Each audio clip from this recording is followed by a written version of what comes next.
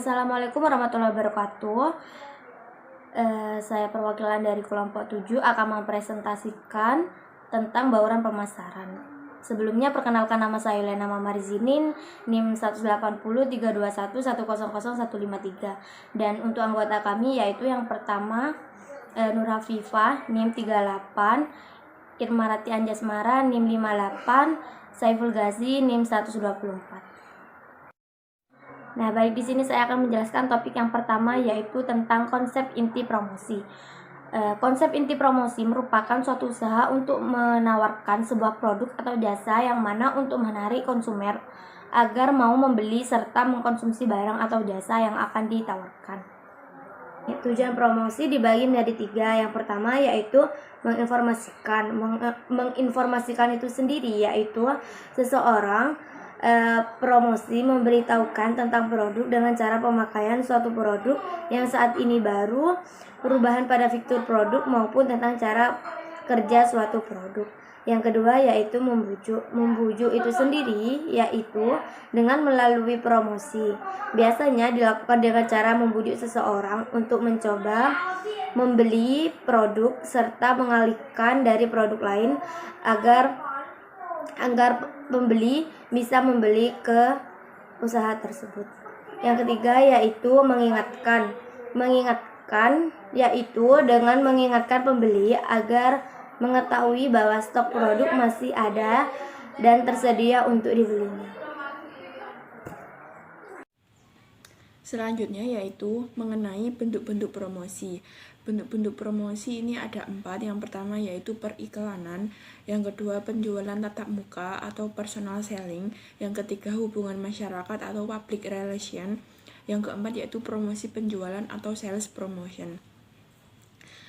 Untuk periklanan sendiri yaitu bentuk promosi non personal dengan menggunakan berbagai media yang digunakan sebagai media yang ditujukan untuk merangsang pembelian kepada konsumen. Penjualan tatap muka yaitu penjualan personal, merupakan komunikasi langsung atau secara tatap muka antara penjual dan juga calon pelanggan untuk memperkenalkan suatu produk kepada calon pelanggan tersebut. Untuk hubungan masyarakat yaitu public relation adalah berbagai program untuk mempromosikan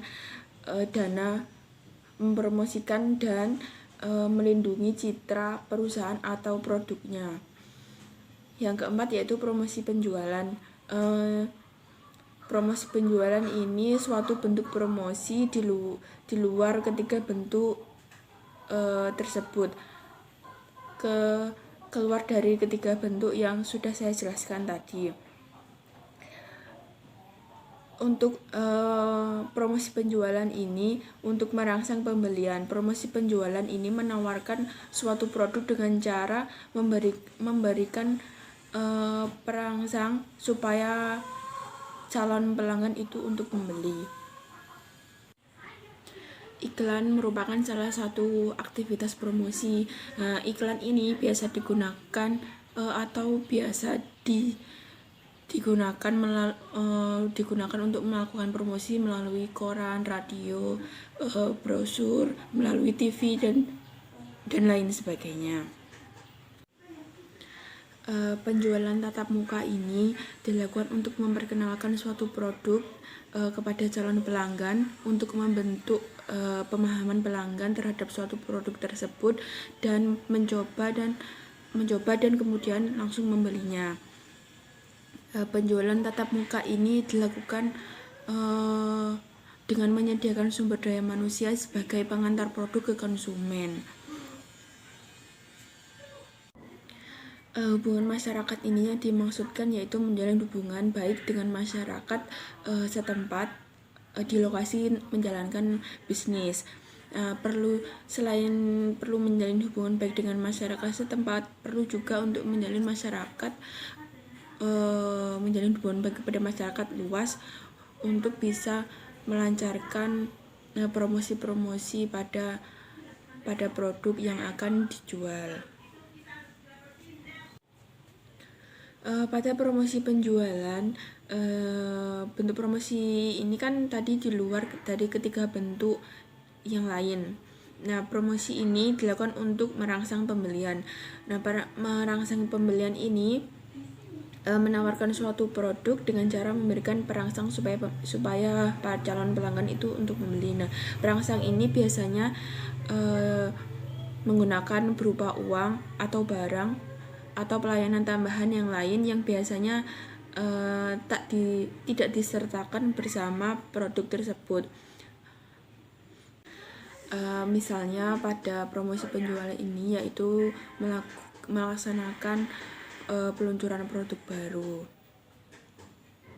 Selanjutnya pemilihan media iklan. Pemilihan media iklan yang pertama di sini ada televisi, di mana televisi ini adalah media elektronik yang mempunyai jangkauan luas dan mempunyai kemampuan untuk mendemonstrasikan penggunaan produk. Kemudian yang kedua yaitu radio. Radio adalah media yang mempunyai jangkauan selektif calon pelanggan pada tingkat perorangan.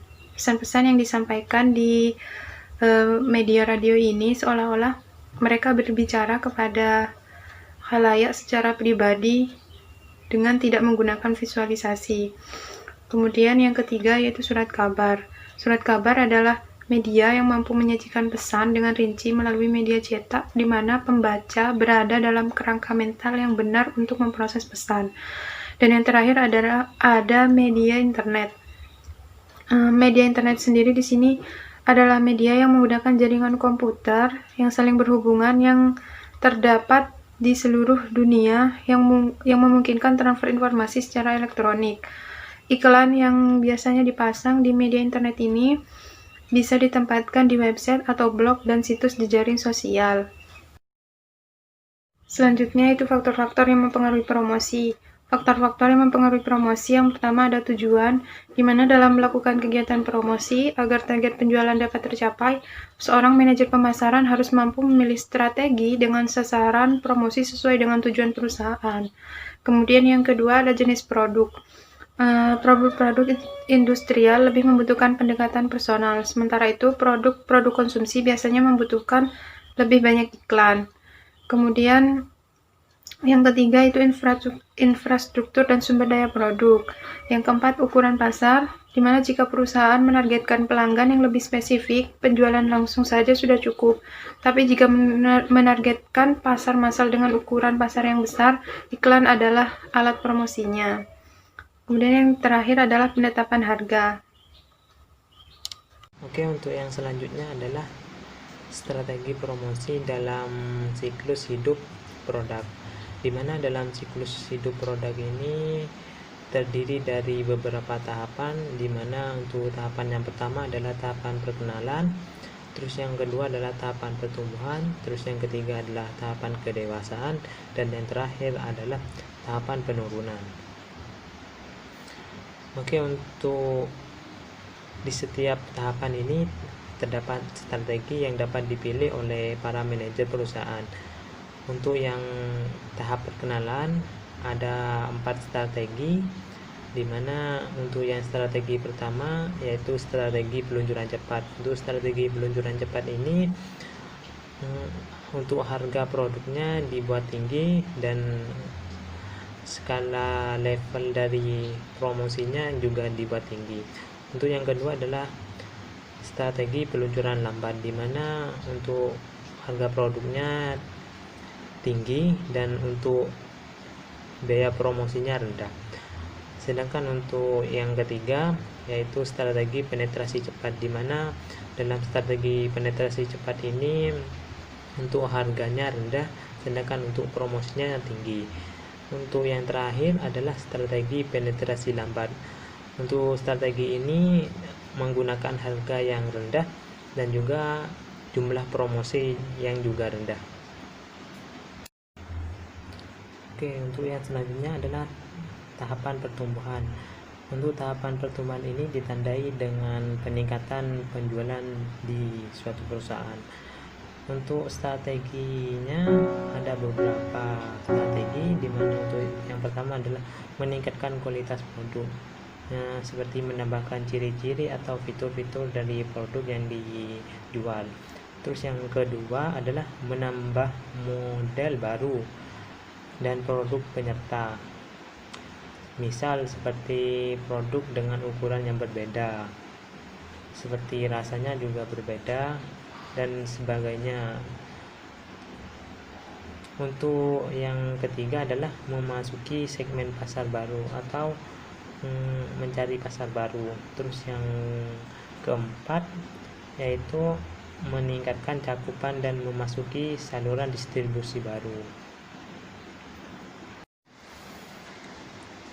Oke, untuk tahapan yang ketiga adalah tahapan kedewasaan.